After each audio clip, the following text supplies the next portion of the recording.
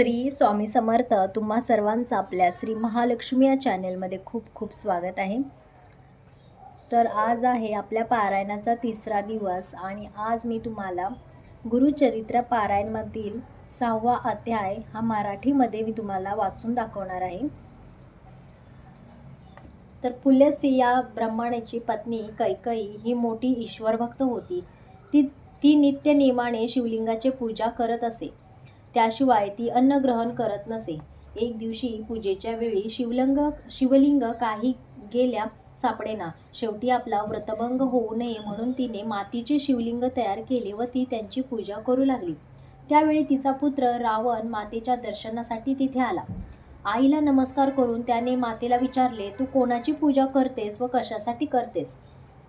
तेव्हा कैकई म्हणाली, शिवलिंगाची पूजा केल्याने कैलास पद प्राप्त होते. तेव्हा रावण म्हणाला, मी तुझा पराक्रमी पुत्र असताना मृतिकेच्या लिंगाची कशाला पूजा करतेस? मी तुला कैलास पर्वतच आणून देतो. रावणाने आईजवळ प्रतिज्ञा केली की मी कैलासासह शंकर पार्वती यांना लवकरच लंकेत घेऊन येतो. असे म्हणून तो त्वरेने शुभ्र सुंदर कैलास पर्वताजवळ आला आणि 20 हातांचा जोर लावून कैलास पर्वत उपटू लागला. शेवटी आपल्या 10 शिऱ्यांचा जोर लावून कैलास पर्वत उचलण्याचा प्रयत्न करू लागला. कैलासावरील देवगण भयभीत झाले. पार्वती भिवून शंकराजवळ आली. कैलासाला काय झाले, असे हादरे का बसतायत असे विचारू लागली. तेव्हा शंकर तिला म्हणाले, तू चिंता करू नकोस. रावण हा माझा भक्त भक्तीचे खेळ करीत आहे. हे ऐकून आपण सर्वजण देवगणांचे रक्षण करावे असे तिने शंकराला विनवले. उमेची विनंती ऐकून शंकराने डाव्या हाताने कैलासाला दाव दिला. त्यामुळे रावणाची 10 मस्तके व 20 हात पर्वत आणि जमिनीचा सांध्यात अडकले. त्यामुळे रावण भक्तीने विनवू लागला व आपल्याला या संकटातून सोडवावे म्हणून प्रार्थना करू लागला. रावणाची विनंती ऐकून शंकराने त्याची सुटका केली. तेव्हा रावण शंकराला म्हणाला, कैलास पर्वत लंकेला न्यावा या कारणाने मी आलो आहे. कारण शंकराची नित्य पूजा करावी असे माझ्या मातेचे व्रत आहे. तेव्हा शंकर म्हणाला, जर पूजेचे एवढे अगत्य असेल तर कैलासच काय घेऊन बसलाय? मी तुला माझे आत्मलिंग देतो. तुझ्या मनातील वासना पूर्ण करेल असे हे आत्मलिंग आहे. हे लिंग म्हणजे माझा प्राण आहे. ज्याचा जवळ हे लिंग असेल त्याला मृत्यू नाही. याचे दर्शन घेतल्याने सर्व दोष नष्ट होतील. परंतु तू तुझ्या नगरात घेऊन जाताना वाटेत कुठे ठेवू नकोस. तुझ्या नगरी गेल्यानंतरच 3 वर्षे तू याची पूजा कर, म्हणजे तुला ईश्वरप्रद प्राप्त होईल. हा सारा प्रकार देवर्षी नारदाला कळला. तो अत्यंत त्वरेने इंद्रलोकास गेला. नारद इंद्राला म्हणाला, शंकराने रावणाला अमरत्व दिले आहे.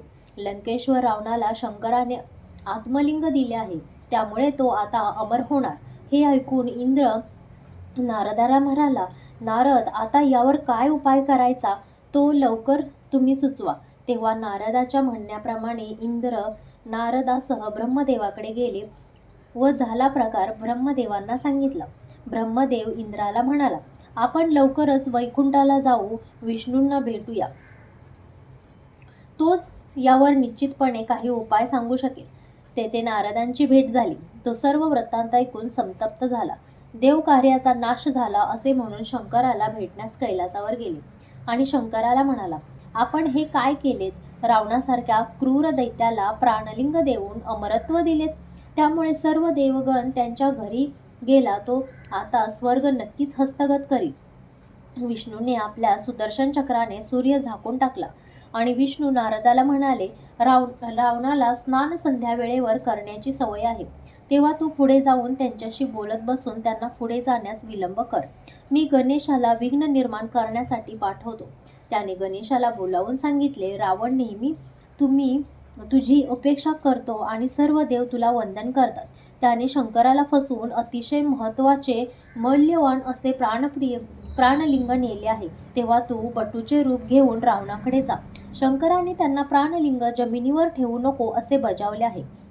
वाटेत सूर्यास्त होईल तेव्हा रावणाला सायं संध्या करण्यासाठी हे प्राणलिंग कोणाकडे तरी द्यावे लागेल. तेव्हा तू बालकाच्या रूपाने त्याच्याजवळ जाऊन हे आत्मलिंग सांभाळण्यासाठी घे.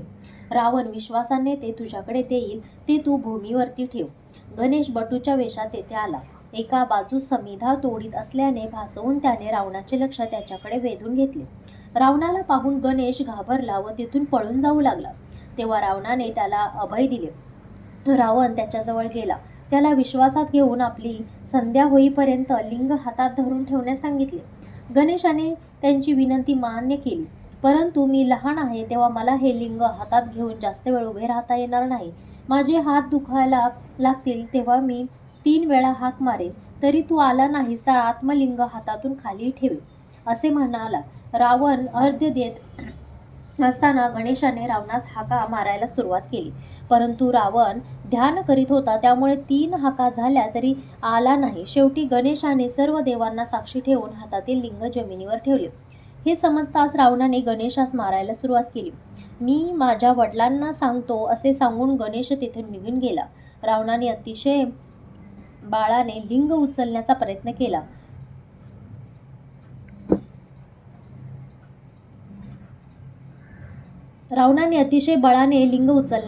केला. ते उचलले गेले नाही, परंतु गोकर्णासारखे लांब झाले. महाबली रावणाचा उपाय चालेना, म्हणून या लिंगाला महाबळेश्वर असे म्हणतात. पुढे ते गोकर्ण क्षेत्र म्हणून प्रख्यात झाले.